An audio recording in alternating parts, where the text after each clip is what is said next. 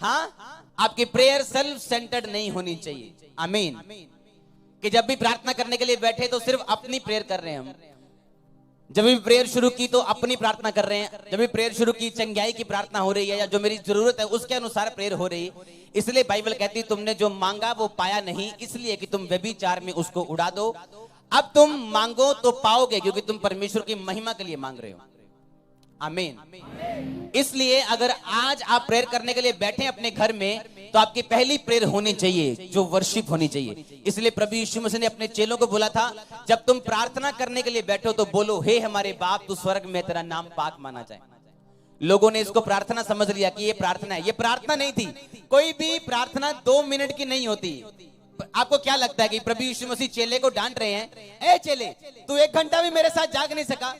तो जब चेले बोले प्रभु मुझे प्रार्थना करना सिखा, तो परमेश्वर 2 मिनट की प्रार्थना सिखाएंगे क्या? यीशु मसीह मिनिमम बोल रहे हैं कि तू 1 घंटा भी नहीं जाग सका मेरे साथ, डांट रहे हैं उसको। और जब चेले बोल रहे हैं मुझे प्रेयर करना सिखा, तो क्या 2 मिनट वाली सिखाएंगे? हे हमारे बाप तू आसमान में तेरा नाम पाक माने तेरा राज आए, 2 मिनट की प्रेयर सिखाएंगे? नहीं, ये एक प्रेयर का स्टाइल था कि जब तुम पहले बैठो तो बोलो तेरा नाम पाक माना जाए, उसकी वर्शिप करो पहले 15 मिनट, 20 मिनट, आधा घंटा। परमेश्वर ने कहा जब तू प्रेयर करने के लिए बैठे तो मांग कि तेरा राज आए, हे पिता तेरा नाम पाक माना जाए। जब तू प्रेयर करे तेरी प्रार्थना सेल्फ सेंटर्ड नहीं होनी चाहिए।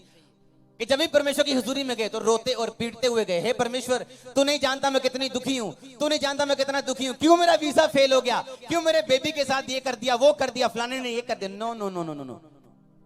आप जितने मर्जी दुखी हो, वचन नहीं मुड़ता उसका जो कहता है कि उसके फाटकों से धन्यवाद करते हुए उसके आंगनों में स्तुति करते हुए प्रवेश करो। पुराने टाइम में जब औरतें या बंदे राजा की हुजूरी में जाते थे तो इस तरह से जाते थे। राजा के सामने जाने से पहले बोलते थे, हे राजा तू चिरंजीवी रहे, तेरा नाम ऊंचा हो, तू लंबी उम्र पाए। हाँ, वो ऐसे राजा को बोलते थे। तब बोलते थे कि राजा एक काम आया हूं, मेरा ये काम मुझे करना है, आप कर दोगे क्या? तो राजा काम करता था। राजा के सामने निराश मुंह से जाने का मतलब ये होता था कि आपको राजा के ऊपर विश्वास नहीं है और आप राजा की ताकत पे भरोसा नहीं करते हो। और राजा लोग गुस्सा करते थे जब आप उनके प्रेजेंस में गिरे हुए मुंह और उदास मुंह के साथ जाते थे। तो सोचो जो राजाओं का राजा परमेश्वर है उसके सामने अगर सही रीति के साथ नहीं जाएंगे तो क्या होगा हमारा? कितनों को समझ आ रही है? अब आपको यह पता है कि मेरी प्रार्थना सेल्फ सेंटर्ड नहीं होनी चाहिए।